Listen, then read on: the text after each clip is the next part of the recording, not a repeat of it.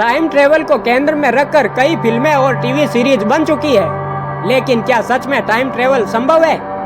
इंसानों के लिए किसी टाइम मशीन में बैठकर वक्त में आगे पीछे जाना भले ही असंभव लगता हो, लेकिन टाइम ट्रेवल सचमुच संभव है।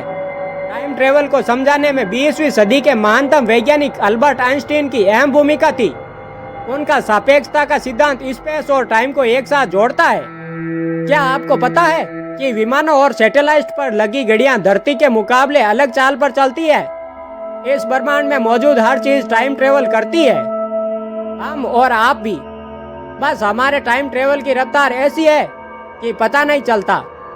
अमेरिकी स्पेस एजेंसी नासा के मुताबिक हम सभी टाइम में लगभग बराबर स्पीड से ट्रेवल कर रहे हैं, 1 सेकेंड प्रति सेकेंड के हिसाब से। आप सोचेंगे कि हमें कैसे पता चला कि टाइम ट्रेवल संभव है? यह समझने के लिए समय से थोड़ा पीछे जाना होगा। करीब 109 साल पहले अल्बर्ट आइंस्टीन ने हमें बताया कि टाइम कैसे काम करता है।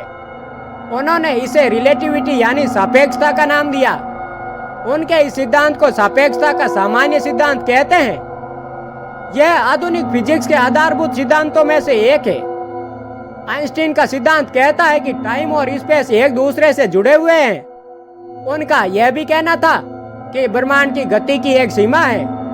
ब्रह्मांड की कोई भी वस्तु प्रकाश की गति से ज्यादा तेज नहीं चल सकती। मतलब यह कि आप जितनी तेजी से ट्रेवल करेंगे, टाइम आपके लिए उतना ही धीमा होता जाएगा।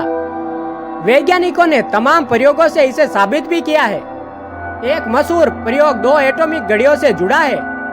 यह परमाणु घड़ी को धरती पर रखा गया और दूसरी घड़ी को हवाई जहाज में उड़ाया गया। वैज्ञानिकों ने दोनों परमाणु घड़ियों के समय की तुलना की। विमान में सवार होकर तेजी से आगे बढ़ती घड़ी जमीन पर मौजूद घड़ी से थोड़ा पीछे चल रही थी। टाइम मशीन जैसी चीजें केवल किताबों और टीवी फिल्मों में ही होती है, लेकिन टाइम ट्रेवल हमारी रोजमर्रा की जिंदगी को प्रभावित करता है। ग्लोबल पोजिशनिंग सिस्टम यानी जीपीएस का इस्तेमाल हम खूब करने लगते हैं। कैब बुलाने से लेकर फोन की लोकेशन शेयर करने के लिए जीपीएस का यूज होता है। नासा भी जीपीएस के हाई एक्यूरेसी वाले वर्जन का इस्तेमाल अंतरिक्ष में मौजूद सैटेलाइट को ट्रैक करने के लिए करता है।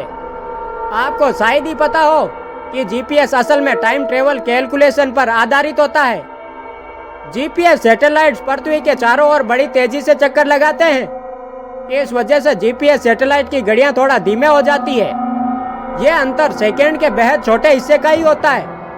हालांकि सैटेलाइट्स पृथ्वी की सतह से लगभग 20,200 किलोमीटर ऊपर भी परिक्रमा कर रहे हैं। यह जीपीएस सैटेलाइट की घड़ियों की गति को 1 सेकंड के छोटे से अंश से बढ़ा देता है। दोनों को मिलाने पर जीपीएस सैटेलाइट की घड़ियां 1 प्रति सेकंड से थोड़ी अधिक गति से समय का अनुभव करती है। वैज्ञानिक मैथ्स की मदद से इन अंतरों को ठीक करते हैं। अगर ऐसा न किया जाए तो बड़ी मुश्किल हो जाएगी। जीपीएस सैटेलाइट्स ने तो अपनी और ने ही अपनी सही पोजीशन बता पाएंगे।